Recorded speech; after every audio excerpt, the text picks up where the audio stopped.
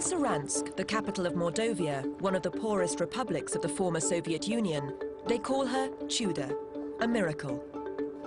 Natasha Chemkina, just 17, appears to have an incredible ability to see inside the human body. She's been helping people who can't get treatment, and many feel her diagnoses have saved their lives. She's caught the world's imagination, with everyone asking the same question: is her gift real?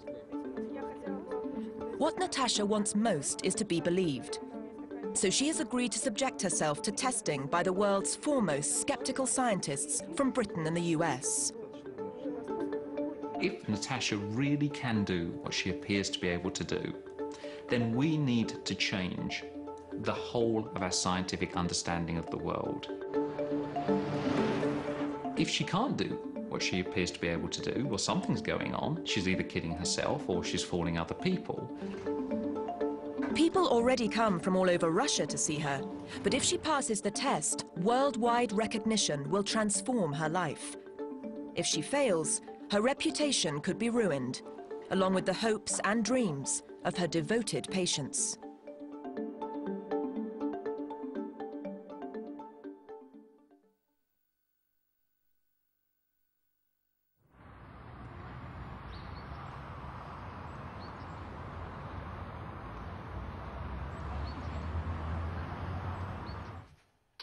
Natasha lives with her single mother, Tatiana, and her younger sister, Tanya, in a typical Soviet bloc on the edge of the city.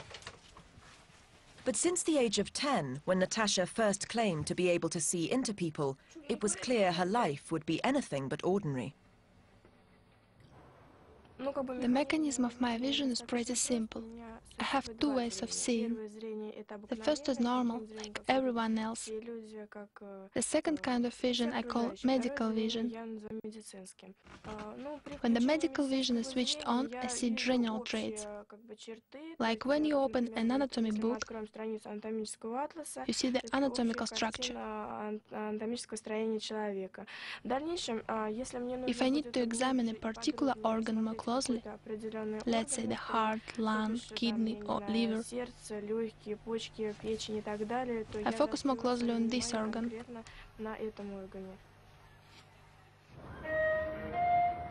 I can see all the processes at work.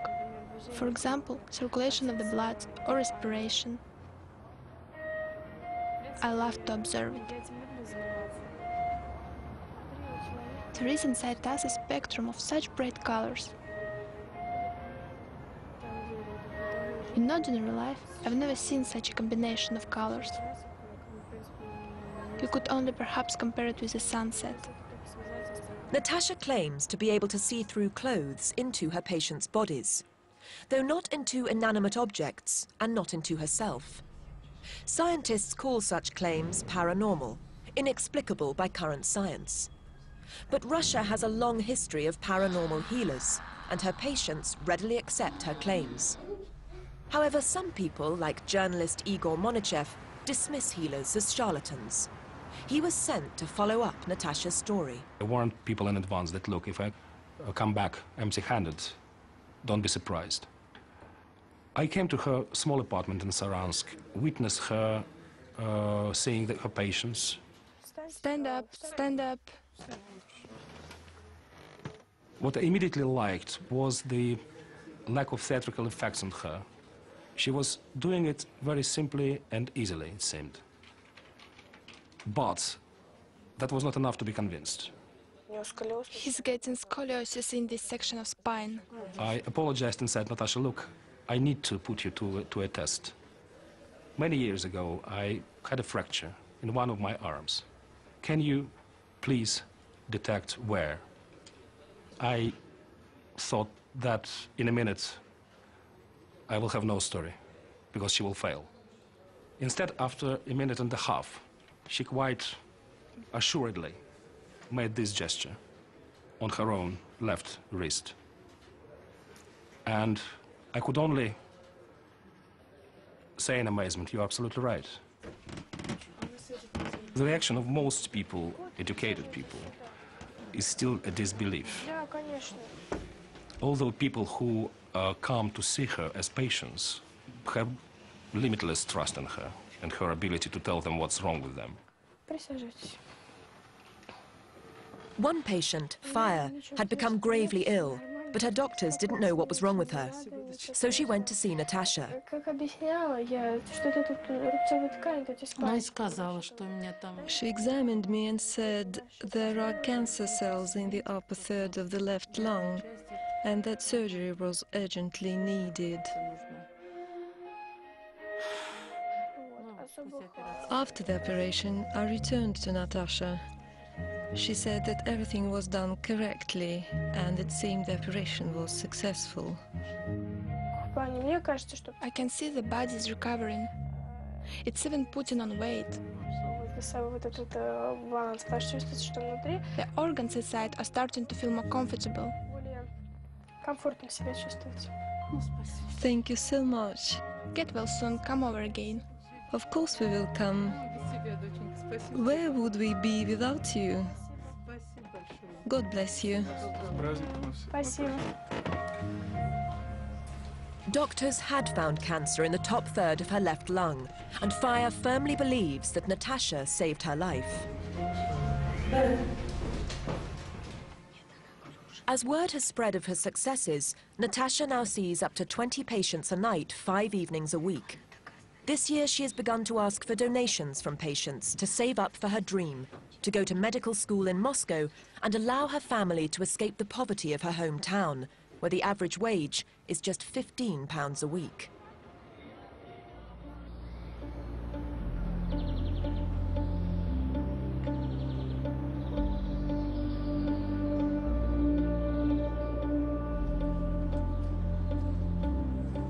The health system in Saransk is also poverty-stricken, and its doctors widely mistrusted. Many of Natasha's patients come to her after the city's hospitals have failed to help them. They see her as their last hope. One patient named Edik had spent a whole year sectioned in Saransk's TB hospital without getting better. So he turned to Natasha. She simply looked at me for several minutes. Then she said it was not a case of tuberculosis. She said, I don't even know the name, but I can draw it, explain it, describe it. Armed with Natasha's drawing, Edik got a referral to Moscow. They quickly sent me to a doctor. If I remember, her name was Novikova. She looked through a microscope and said, yes, it's not TB, it's sarcoidosis. Then I told her about the girl in our republic. When I opened the drawing and showed her, she said, I see the same thing, and tell this girl that we call it sarcoidosis. Natasha's drawing could indicate some characteristics of a sarcoidosis granuloma, a lesion in the lung made up of clusters of immune cells. Natasha has convinced a number of doctors, but she will soon travel to the US to meet skeptics who will demand the highest levels of proof. Will the gift her patients so depend on, that could also transform the fortunes of her family, survive close scientific scrutiny? Or will the skeptics prove her success is just a combination of desperation, ignorance, and hope?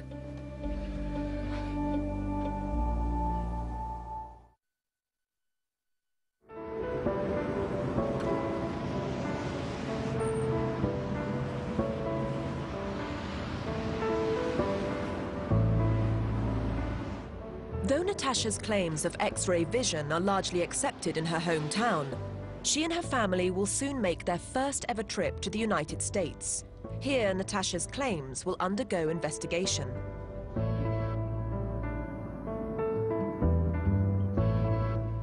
Natasha wants recognition from international scientists.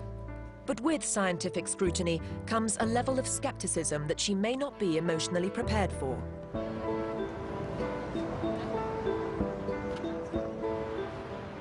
The scientists who are assembling in Manhattan to test her are card-carrying skeptics from CSICOP, the Committee for Scientific Investigation of Claims of the Paranormal. They've taken on and discredited many celebrity psychics. In a field where many experts lack credibility, they are respected academics. Now Natasha has agreed to submit to their test. My guess is that Natasha, like anyone else, wants legitimacy, wants respect. And if being tested was if she could be tested and succeed, this is going to give her the respect she wants. It's a gamble, of course, because if she doesn't succeed, it's not good for her. Now, if the claim is genuine, so if Natasha really can do what she appears to be able to do, then we need to change the whole of our scientific understanding of the world. If people really have got these sorts of amazing abilities, science is badly wrong, so it matters. If she can't do what she appears to be able to do, well, something's going on. She's either kidding herself or she's fooling other people. And so there's a fascinating psychology of deception and self-deception to be examined.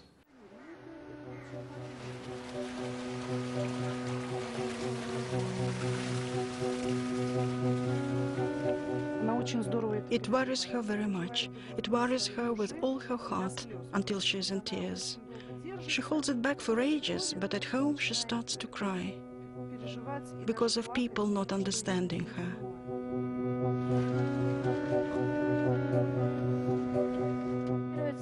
My main goal is that people finally believe my gift exists. So I won't have to prove it every time to ordinary people or the medically qualified that this ability exists. So they don't test me every time. To be honest, I'm pretty tired of it. There are always some facts in life that are not easy for us, ordinary people, to understand.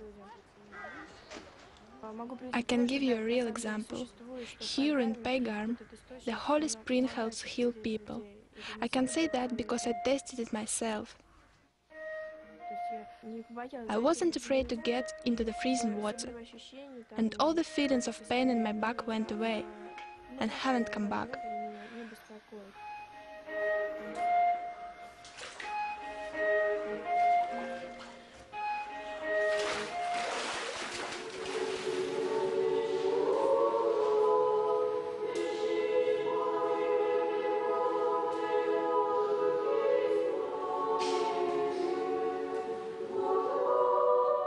Natasha attends an Easter service before she departs for the United States.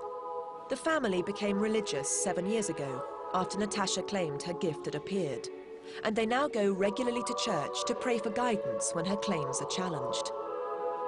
Natasha detests being tested. Probably because she's only 17. She only enters the adult world and doesn't understand why people do not trust each other in the world of adults. She wants people to accept her, and that's probably the reason why she wants serious medics to confirm that she does have it, her gift is real.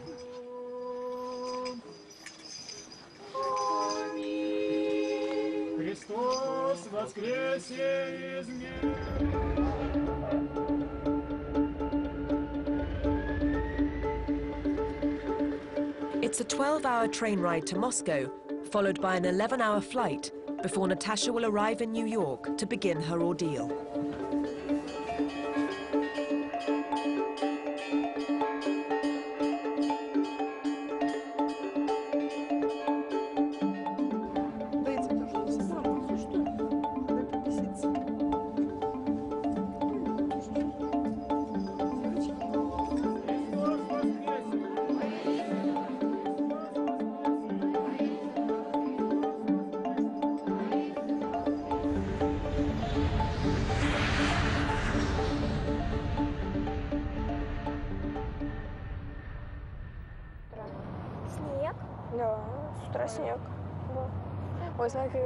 Oh, look, Mom, it's beautiful.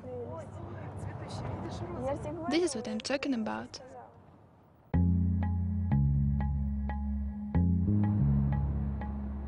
A trip to New York would have been beyond her wildest dreams before Natasha's claims made her famous. But now, far from home and without speaking a word of English, this teenager must face her opponents and defend those claims. How do you feel about the tests you've got to do in the next few days? To be honest, I'm not thinking about it. I've put it at the back of my mind. Now I'm full of emotions. I will try. I hope everything will be okay. At least I do want to do my best. Look how beautiful. Fantastic.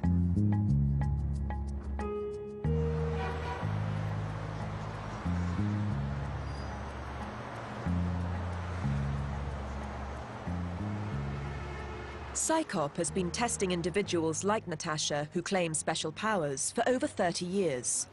They believe false claims are dangerous and see their work as a public service. Their opponents say PsyCop's fellows are not objective, but have a hard bias against the psychic. To Natasha's credit, she has engaged with the skeptics.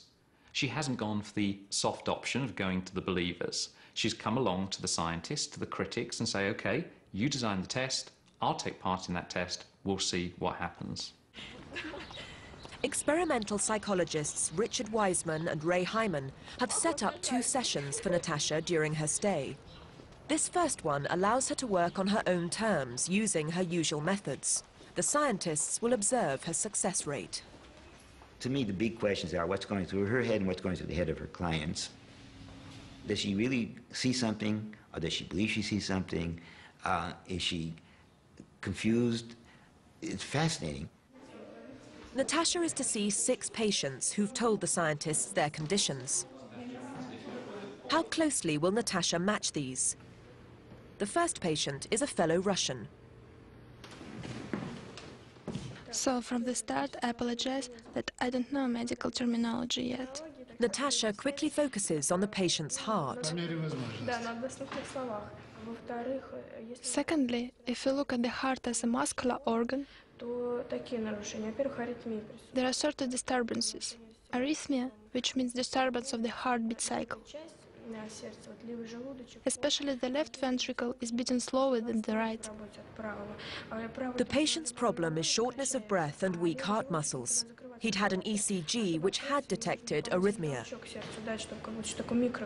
Basically, she pinpointed an issue that's present while eliminating the ones that were iffy. No, it's unbelievable. It's magic. It's true. Unbelievable. Natasha's next patient had come for persistent pins and needles. Natasha mentions problems with his circulation. Circulation? Blood circulation, Blood yes. circulation. To do the massage of this neck area to help blood circulation. Okay, okay. The difficulty of testing Natasha is that she's getting a lot of feedback and she's throwing out a lot of different things, which makes life complicated. It means that the more you say, the more things can be likely to be a hit.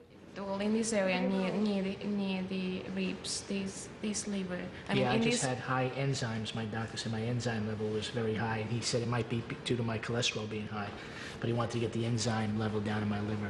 Да, он говорит, что, то есть это то же самое, что мне сказал доктор. She talked about the liver. I just had a cholesterol problem where my liver was, I guess, a little fatty due to cholesterol. She nailed that. I'm just coming off a cold. She had mentioned my right lung was a little maybe inflamed or whatever. I guess maybe that was the chest cold that I just had. So I was really surprised and happy with the results. I was hoping to be healthier though.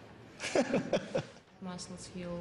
This is an impossible thing to pin down the way she operates because she looks at a patient and says, you have something wrong with your lung, and that's true. The patient knows this, and the medical record shows it. That's a tremendous hit. If she says you have something wrong with your lung and a patient denies it, she still has the out. She says, well, oftentimes I find things that the medical profession has missed. My lower back on the right side. Or she says it's a condition that's coming, you wait and see. It's very hard for her to be really wrong. One of the patients has suffered from a gynecological condition called endometriosis and is worried that it's returned. Doctors cannot confirm this without further surgery. So she's asked Natasha to look at her pelvic area but hasn't explained why. So this is about your left ovary. I can see this something either a cyst or something with a liquid inside. Though they can also be benign, ovarian cysts are one symptom of endometriosis.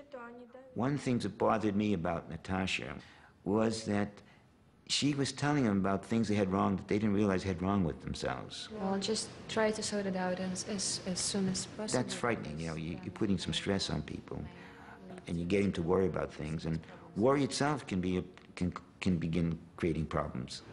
She seemed to find things that I just was not aware of. And I just had a CAT scan on my liver, and not the same as what she said. So I'm a little, you know, doubtful. Let me put it that way. Yeah. She's as sweet as could be, though. She's adorable. Amazing and disconcerting. Yeah. I came because I have very frequent migraines almost every day, and she picked up on that right away. She was right on. I thought it was amazing.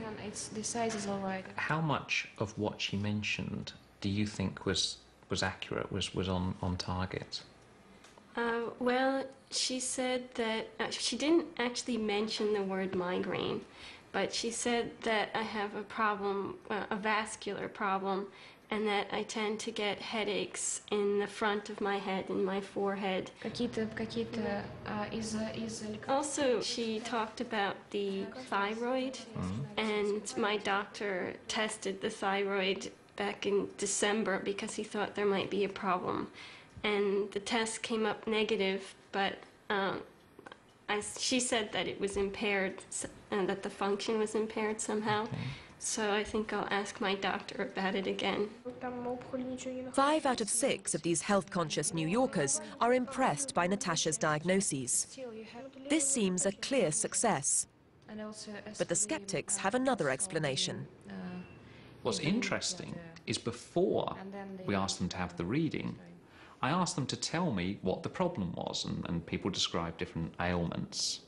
During the reading, Natasha only mentioned the right ailment to one of those people. So the others were sitting there. Natasha didn't mention what was wrong with them, but still most of them were very impressed. I suspect that what's going on is psychological and has a psychological explanation.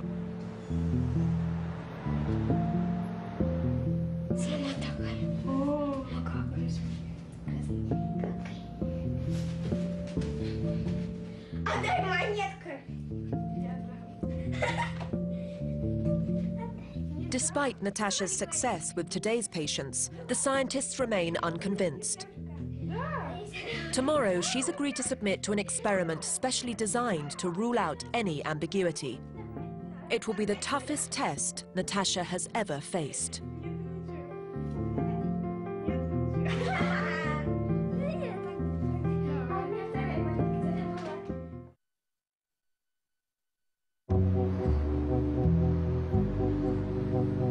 It's the day of the experiment set up to see whether Natasha can demonstrate her claims of X-ray vision under test conditions. I think when it comes to Natasha, we don't know exactly what's going on. I mean, it could be that she's got great imagery skills. She can look at somebody and create images inside her head and then convince herself that they're coming from the outside world.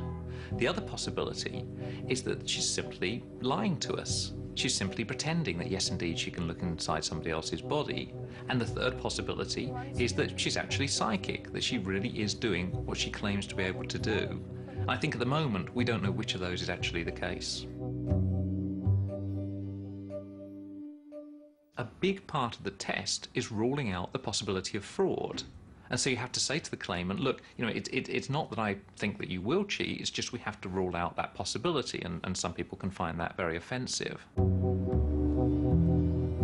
Having now seen Natasha at work, the skeptical scientists suspect that she gets her information not from an X-ray type vision, but from what patients say and how they react to her.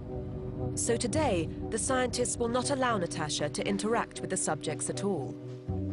The way a patient moves could reveal what is wrong with them, so today Natasha will only be allowed to see the subjects when still. The scientists also claim that even if a subject is trying to remain impassive, they are likely to reveal their thoughts by unconscious signals. So today, the subjects will be blinded by glasses that stop them being aware of when Natasha is looking directly at them. Most importantly, they suspect that Natasha throws out lots of suggestions to maximize her chances of a hit. This time, she will be allowed to diagnose only one condition per patient. Are they okay? The test is designed to eliminate lots of the problems which may lead us to think that Natasha is psychic when that's not the case. It involves 7 people, each of which have a different medical problem, and 7 diagnoses. And all she has to do is match one of the diagnoses to one of the people. And then we know from the mathematics of the situation how well she's performed.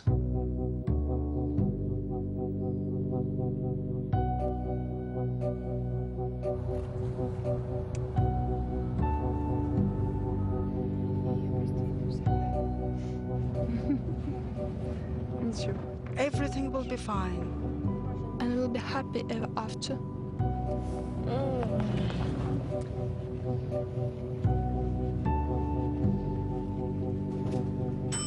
The testers want as few people as possible in the test room to minimize the possibility of cheating or controls being breached.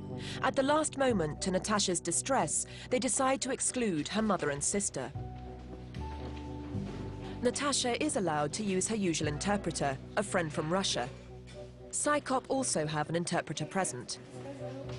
You met Natasha? Yes, I did. Medical doctor Andrew Skolnick is there to help with any medical queries. Hello. Heard a lot about you. I would say the main ethical problem, of course, is how do you test her and be fair to her, at the same time be fair to the truth? To be fair to the truth, you want to really set up a very stringent test which eliminates all the possibilities except the paranormal one, that she really can do what she said she can do. To do that, you have to put all kinds of constraints on her and put her under stress. Natasha is shown the medical conditions she has to identify in the subjects. There are 6 conditions. The 7th subject is healthy. Again, that's just a good example. Natasha has been told the conditions will be clear and unequivocal, like an artificial hip joint. Different types of artificial. However, she's unhappy with a couple of the conditions: a missing appendix and a section of esophagus cut out. She's concerned that the esophagus can be different lengths in different people. But PsyCop reassure her that the section missing is substantial. With the removed appendix, Natasha claims that post-operative scars can be confusing. Same conditions. Natasha asks if she can revert to her normal method of looking at the whole body of each subject and saying what she sees. We did that, I guess, Yesterday. Yeah, we did that yesterday. Now we're doing You want to be fair to the truth. You want to make her feel comfortable. It's very difficult to do. We had to do a lot of negotiations with her. If you compromise too much, you no longer have a scientific test. To be successful at the test, she has to score 5 or more correct. So if she scored these 2 wrong, it wouldn't matter. If these 5 were correct, we would still consider that a success. It's very unusual for me to work in these conditions, and explaining that, well, of course, would be great to work in my kind of. Yeah, if you did it my way, I would have probably guessed not 5 but 7 of them. Вас не забудь, пожалуйста, хорошо? Хохочешься. Умрешь от расстройства. Natasha is really putting herself on the line here. Unlike lots of psychics, she's actually saying, yep, come along, test me, do whatever you want, and I'll try and fit around that. So I think it's a very brave thing to do. Success has been set at 5 or more correct diagnoses out of 7, with blind odds of 1 in 250. All right, you can turn around now. She can turn around. With such a result, the scientists would admit that Natasha had significant abilities. The first case that Natasha has to identify is which subject has the top third of their left lung missing.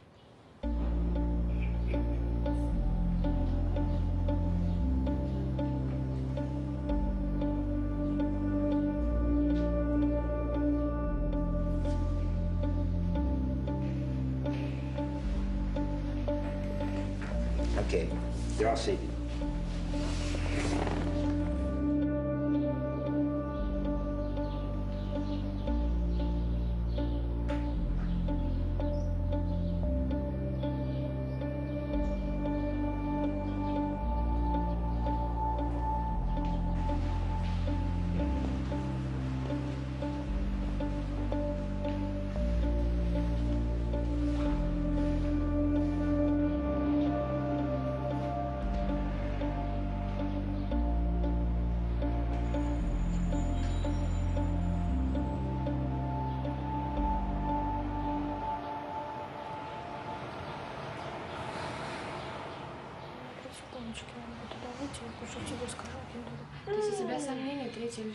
Natasha asks again to hear which portion of lung is missing. Yesterday, the scientists saw her make almost instant verdicts. Today, she is taking a lot longer.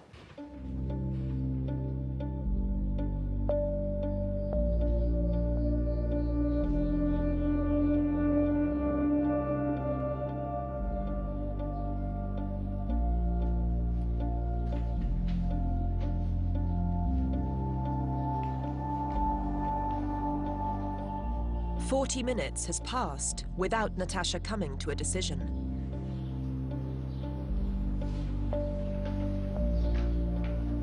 We have to finish this before we go on to the next one.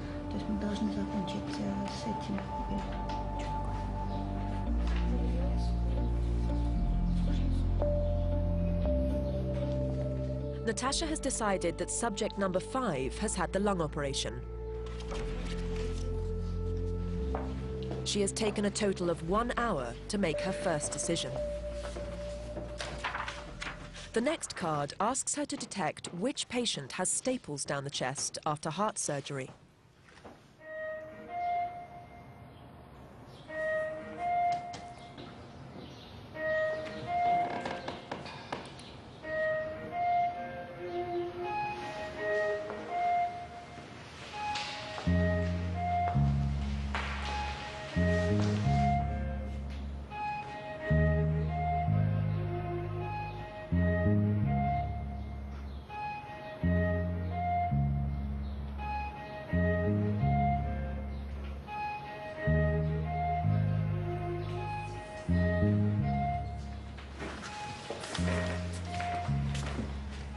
How's it going? Very slowly. Now it's a patient. The third case is a large metal plate covering the site where a brain tumor has been removed.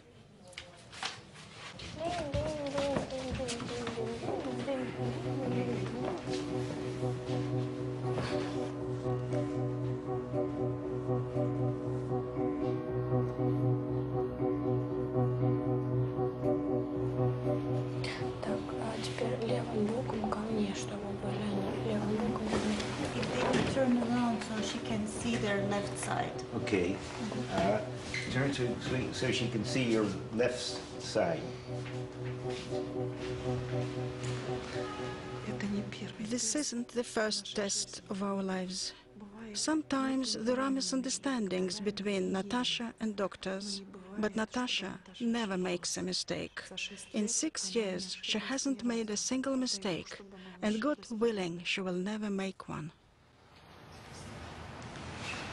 4 hours into the test, and everyone is feeling the pressure. Natasha is down to the cases she thought would be difficult: the missing appendix and shortened esophagus. But appendix doesn't grow back. It doesn't matter 10 years or 100 years. You know how it is here, but in Russia, when they perform surgery, the skin, the body regenerates, and the appendix does not grow back. No, appendix No, will not. Natasha reluctantly signs off her final 2 choices.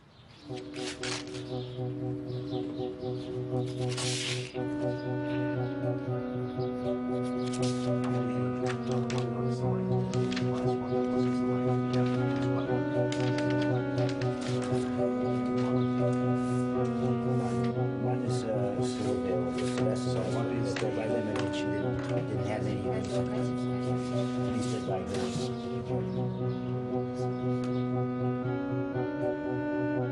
Okay, so we're Natasha is asked to be present as the results are announced, but then refuses to appear. The scientists have set 5 out of 7 as a pass. Natasha thought patient number 1 had none of the conditions. She was right. She thought patient 2 had no appendix. Actually, she had a resected esophagus. She thought patient 3 had staples in his chest, and was correct. She thought patient 4 had a resected esophagus. Actually, he had a metal plate in his head. Patient 5, she thought had a resected lung, and was correct. She thought patient 6 had the metal plate. Actually, he had no appendix. Patient 7, she thought had the hip replacement. She was correct. Natasha has scored 4 out of 7. 4 out of 7. The odds for this would be 1 in 50 if she were guessing blindfold. 4 out of 7. This may seem impressive, but the scientists are not convinced. If her claim is true, how, for example, did she miss the metal plate? So that she got the lungs.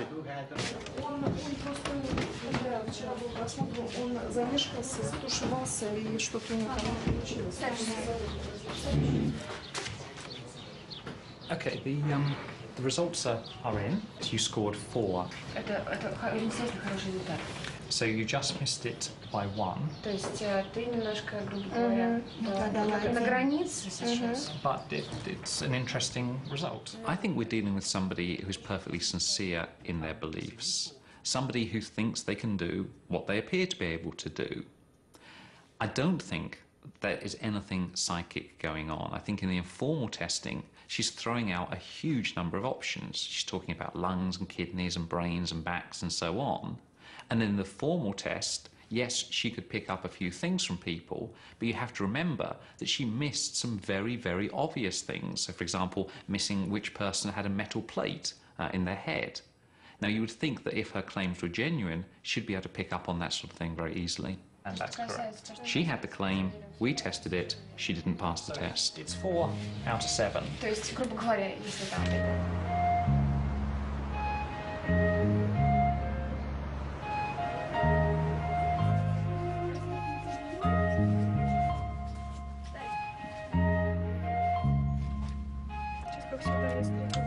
Ура! Я первая открыла!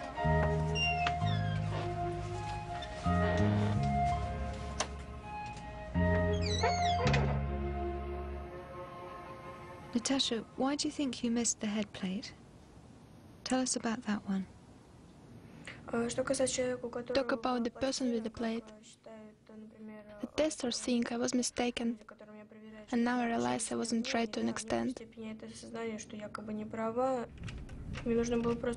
I should have examined deeper, not just a brief look to spot changes, and left it at that. Natasha must now return home to Saransk with her dismissal by the scientists ringing in her ears. What will happen when Natasha's devoted patients discover the scientists' conclusion, that they feel there is no gift?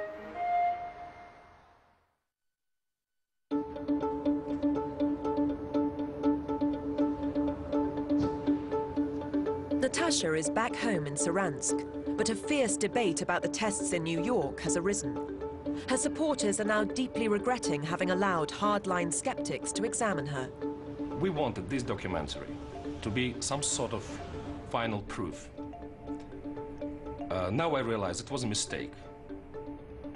That's why Natasha feels a bit let down, because she wanted the film to prove that she has it in her, to avoid further testing. I'm amazed that the scientists had it as their aim, just one thing, to prove that she's not real.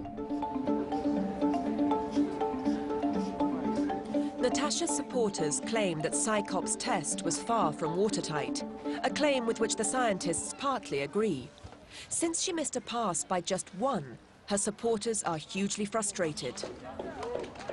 I've conducted quite a few of these sorts of tests over the years, and each time the experience is quite similar. It's actually quite a stressful thing to be doing, in part because you're trying to be fair to the claimant, and sometimes you don't fully understand all aspects of that claim. Second, you're trying to keep some, obviously, kind of control over the situation, often under conditions which are really quite difficult and quite fluid. And particularly when it's the first time that's been tested. And suddenly the claimant says, well, actually, I'm slightly unhappy with this. I didn't realize it was going to be like this. So you're trying to negotiate this process. And at the end of the day, both parties normally turn around and argue about the result.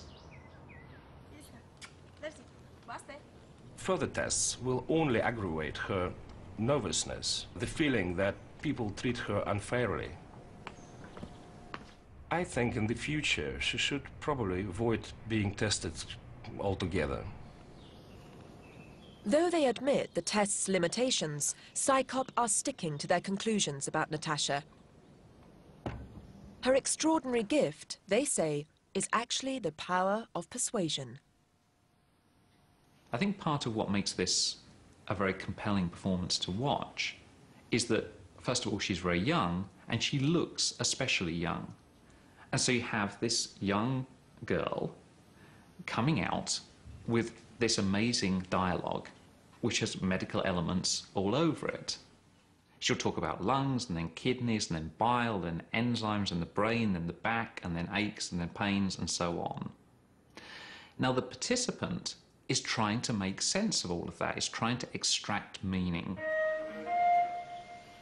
So what they will do is focus on the parts of the reading which make sense to them and drop out the other parts.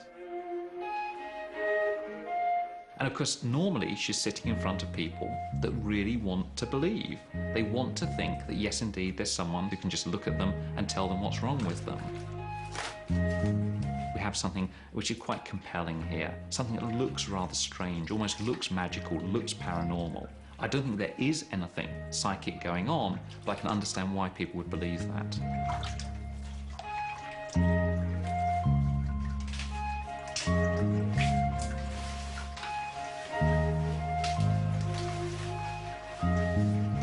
People believe that she can do it. All kinds of people she's impressed, doctors and so on. How come smart people can get to believe things that aren't so? There isn't anyone, a smart doctor, a professor, a Nobel Prize winner, we all can be victims of illusions. So when her patients find out Natasha's claims have been rejected by scientists, will their illusions be shattered? Well, maybe it has something to do with those people not believing in her, or maybe she didn't have good energy from them, and she knew that it was that they were testing her and not asking for her assistance. I think it's a very intimate thing, an intimate gift, and you have to be open to her. You know, some scientists are close-minded. They say no matter what the evidence, they will not believe in the paranormal. And I think that's a bad thing. But it's also equally bad to say, you know, I'm also close-minded. So it doesn't matter what scientific evidence you present me with, I'm always going to believe these people have an ability.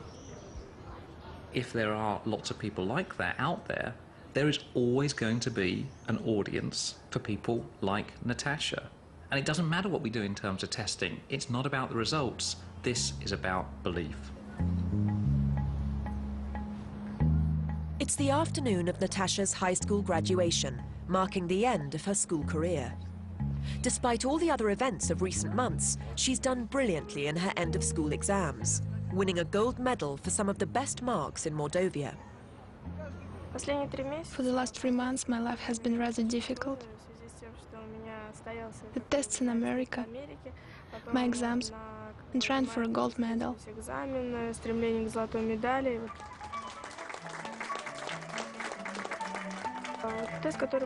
I wasn't too upset about the results of the test. It was its manner and strategy, as I've said, that I didn't really like. But now time has passed. I don't feel so bad.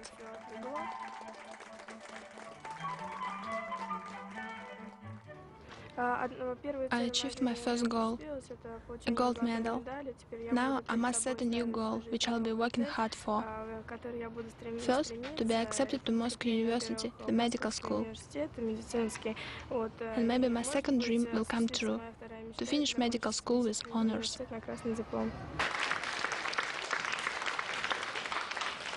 My hope for Natasha is that she will grow up and go to medical school like she wants to and become a good doctor and give up this aspect of her life. This is something I hope she grows out of. That's my hope.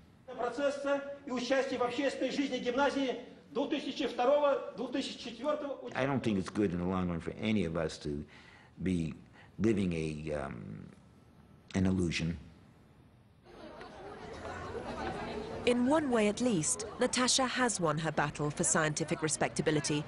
She's been accepted by Moscow's most prestigious medical school and will begin her degree later this year. You know, she has a stream of people who do not test her, who just trust her. And she had it for more than 6 years now. People came to Saransk from all over Russia, and they will find her in Moscow because they need her.